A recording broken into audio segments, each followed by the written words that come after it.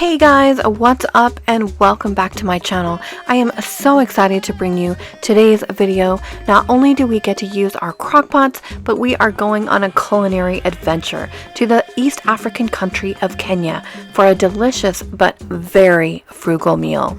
The inspiration for today's meal came a few weeks back when I was shopping at Wholesome Choice and checking out the huge variety of beans that they have. You may have heard me say this in the past, but beans and rice are one of the best items for frugal meal planning, and in American culture we typically just stick to plain pinto beans and white rice, but there is an entire world of exotic types of rices and beans that we still have to try, and a lot of different international dishes that feature these low-cost ingredients. I found a bean that I want to try called the mung bean. I'm not really sure about the differences between the smaller and the larger ones, so I looked at these two bags trying to decide which one to get, which one would be better, and I ended up going with this Gulchin brand. This package makes 13 servings and was priced at $3.99. I do have a feeling that this is not the best price and that these can be found for a lot less, but I'm actually not sure about that. I know that Wholesome Choice is an excellent place to get fruit and produce, but sometimes their other ingredients can be quite a bit higher. I purchased these and had these in my pantry waiting to try when I saw a recipe on one of the YouTubers that I watch called Our Tribe of Many, and her husband is from Kenya, and he made a dish on one of their episodes called Ndengu, and as soon as I saw that, I knew that I wanted to use the mung beans in that dish, so that is what we're going to be making. And I do need to pick up some fresh cilantro for the dish, as well as a can of diced tomatoes and a small onion. So anytime I hear of dishes that are African dishes, I'm always excited to try. I spent one summer in a research internship at UCST in San Diego, and I'll never forget the last week of the program. They had a different kind of international cuisine catered in for us, and one of the nights they had Ethiopian food. And I don't know if it's because I've been a vegetarian for almost my entire life, but I've never had any desire to eat African food. I think it's because maybe, thinking that it was going to be meat heavy, that they wouldn't have any options for me as a vegetarian, but that food was so good, and I have absolutely been wanting to try an Ethiopian restaurant ever since then. This dish is a Kenyan dish, so it's not Ethiopian, but nonetheless, I am super excited to try it to see if this is going to be something that I'll want to add to my meal rotation. Certainly, the price is right, and it's full of lots of vitamins and minerals. I love the fact that there's 12 grams of protein in each serving, lots of calcium as well as iron, so I think that this is gonna be a great option. Now, I did just purchase this new crock pot. Unfortunately, I was using my last crock pot making some chili for my family, and it stopped working halfway through, so I got this at Best Buy. I wanted to get a white one so that it would be better for filming for you guys, but it is kind of large. I guess I wasn't thinking when I ordered it, but it came along with this cute little side dish that's going to be great for maybe dips or cheese dips or appetizers or something. But I do have to say that I love this crock pot so far. I've used it quite a few times since this meal, and it's working out fairly well. So let's get started with the mung beans. Now, I don't know if I'm supposed to soak these beans or not, but I did go ahead and soak them, and they did start splitting a little bit. So if any of you are a little bit more knowledgeable about these beans, maybe you can pipe in here and give me some advice, because I am definitely new to cooking these beans, which are also known as the green gram in African culture and other parts of the world. It's also used in sweet dishes, which I thought was really interesting because you don't usually think of beans being used in sweet dishes. So anyway, I'm just going to go ahead and get started by getting these in the crock pot.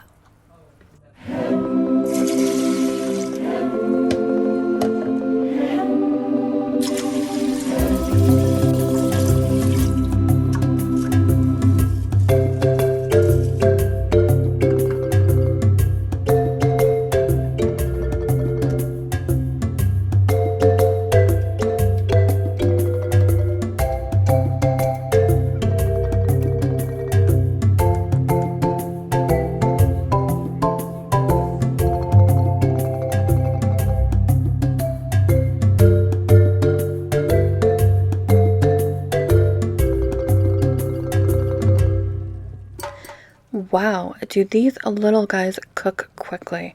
I think the name of the game is to not cook them until they split, which I think is going to be, yeah, I'm just going to have to trial and error it with these guys because I'm just so used to the beans cooking, taking so much longer to cook. I mean, obviously it does make sense that they're not going to take as long to cook since they're so tiny, but still, it was a lot faster than I thought. I love the flavor of these beans.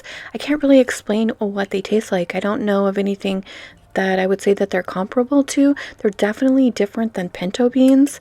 I love them. I think they're delicious, just like they are. And I did put a little bit of salt in there. And I think next time that I do this in my crock pot, I'm going to cook them on low. And now I'm just going to cook up the remaining ingredients. And the first time around, I'm going to make this recipe exactly the way I saw it made in the video, and I'm cutting up a small onion with I'm just going to cook this down a little bit, get these tender with some olive oil. And today I'm using this extra virgin olive oil that I picked up from Trader Joe's. It's what I have on hand, but if you can't afford to purchase olive oil, then just use regular oil. It's not going to make a difference in the taste.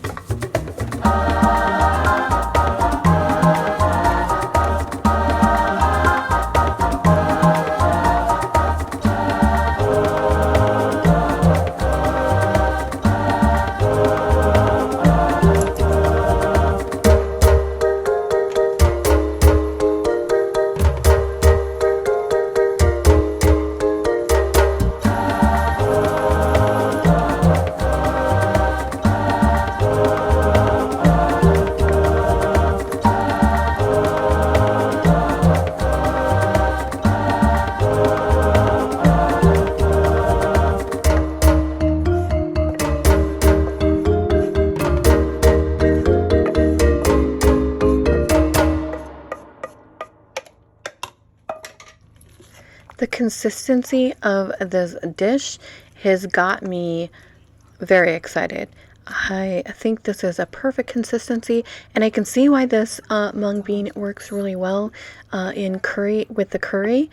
It smells delicious, and I think with the tomatoes in there, the acidity is going to cut down on the richness of the bean.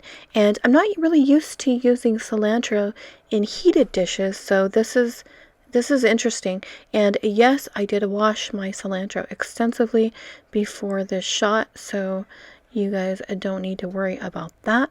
I'm just going to pick out some of the bigger stems, but the rest of them I'm just going to chop up real finely and put in here. There are several variations with this dish. If you wanted to add beef, you could certainly add a beef stew meat to this for a heartier meal with meat.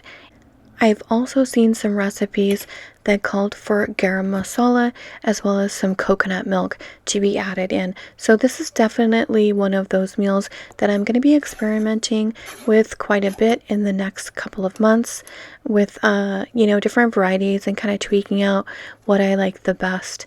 But like I said, this first go around, I'm just making it the way I saw it made and adding the cilantro.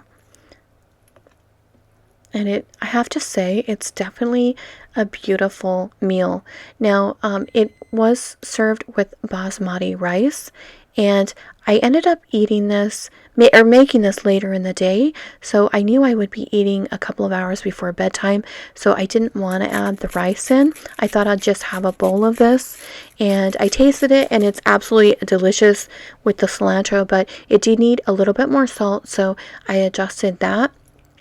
And I think it is good to go. This is absolutely delicious. It's spicy with the curry. And again, with the curry, you may have heard me say before, there are lots of different kinds of curry. So what's important is to get the kind of curry that tastes good to you. If you don't like curry, don't add it in this dish. Since this is such a heavy dish, I thought it'd be great to pick up some fruit, maybe to have some for dessert after dinner.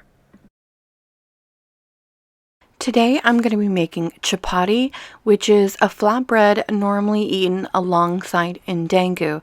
It originated from the subcontinent of India and is popular in the East African region, which the Ndengu comes from Kenya. So we're going to be making this as a side dish to the Ndengu, and I think it's going to be really good. I'm super excited about this. Generally, you make this flatbread with wheat flour, but I don't have any wheat flour, so today I'll be using white flour in place of that. And the recipe is fairly similar to tortillas. It calls for flour, salt, and olive oil. I've seen some recipes call for all whole wheat flour, and some call for half white flour and half whole wheat flour. But like I said, I'll just be using white flour because that's what I've got on hand. And there are quite a few different names and variations for this flatbread. Sometimes it's called roti, safadi, polka, and roshi. And basically the variations have to do with the thickness and the ingredients. Naan is similar as well, but has yeast and yogurt added. And I've also seen some different variations of naan. But anyway, for my recipe, I'm making a small batch of chapati for myself. So I'll be using 1 cup flour, a half teaspoon salt, and 1 tablespoon olive oil, and just over 1/3 cup hot water. And I'll just be adding what is needed over that 1/3 cup to get my dough, to the level of moisture that I want it to be at.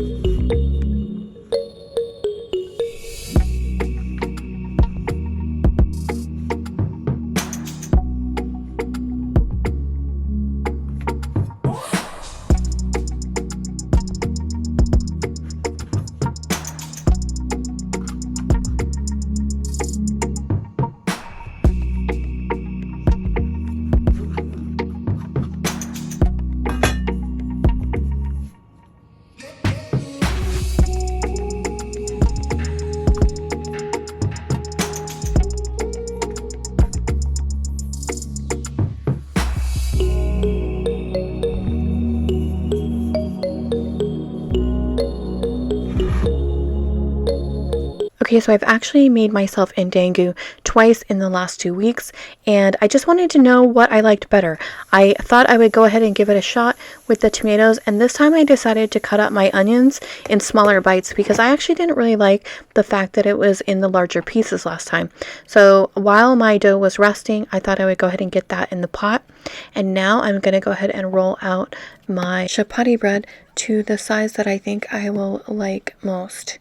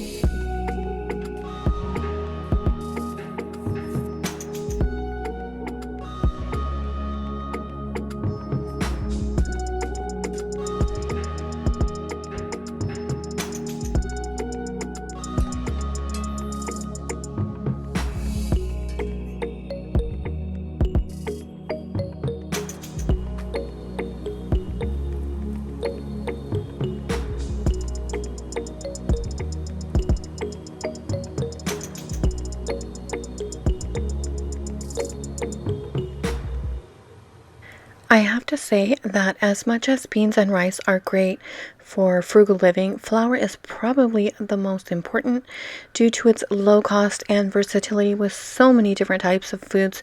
And I do hope that in the coming year we get to discover some of these dishes together on my channel. I know there are a lot of different variations for making the chapati that I'm making right now, including adding either cumin or flax seeds. Adding turmeric adds a really nice, beautiful yellow to orange color. You could even add garlic salt or onion salt if you wanted to flavor the bread, but I thought it was delicious as is. I was surprised how easy it was to make, and I do want to say that I tried using real tomatoes and they just weren't as good as canned. So I added another can of chopped diced tomatoes into this next batch of Ndengu, and this time I didn't add any of the curry powder. And I have to say, I think I might like it a little bit better without the curry. I don't know if it just depends on the mood I'm in or what, but I just really love the flavor of the beans. So I think the tomatoes in there just add the right amount of acidity to the dish and cuts the richness of the bean. And I also really enjoyed the freshness of the cilantro in there. But this chapati bread was flaky and delicious, and it was a nice accompaniment. So you could go ahead and serve this with a basmati rice. That's totally up to you. But both times that I made this dish, I didn't eat it with rice. I just I had the plain Ndengu, and the second time I made the chapati bread to go with it. And I thought it was a perfect meal. I also took it to lunch, at work a couple times and just popped it in the microwave, and it was filling, and I thought it was a really well-balanced meal. I took a navel orange, I think, once for my dessert, and I think if I was serving this for a really large family, you could make this for about $7, and I think you would be able to feed about 10 people, especially if you had some kids, because it did say it served 13, and it is a very filling meal. So I think what I would do is, if I was going to serve this to my family, I would probably have some navel oranges for dessert because they're inexpensive, and then you would get that added vitamin C in there. But I thought it was really nutritious. It had lots of protein and lots of calcium and iron. So I think that this is a really good recipe. And I'll put the price list and the ingredients list in the description, but I definitely think this is a winner. Let me know what you guys think, or if you've got any variations already on this that you want to give me some tips on. And thanks so much for watching my video. If you like it, I do hope you will give it a thumbs up, and if you haven't subscribed already, please do so, and leave me a comment. Let me know what you guys thought about this video, and I will see you guys next week.